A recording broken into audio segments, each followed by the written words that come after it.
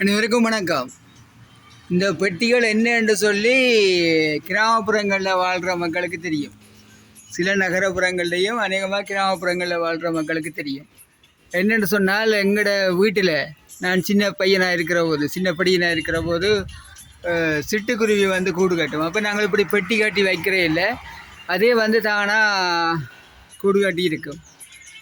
இப்போ அந்த குருவி இனங்கள் அழிஞ்சிட்டுது. ஆனால் நான் சில இடங்களில் பார்த்தபடியால் அந்த குருவி இனங்கள் வந்து சிட்டுக்குருவி வந்து கூடு கட்டணும்னு சொல்லி அங்கங்கே 4-5 பெட்டிகள் கட்டியிருக்கிறேன்.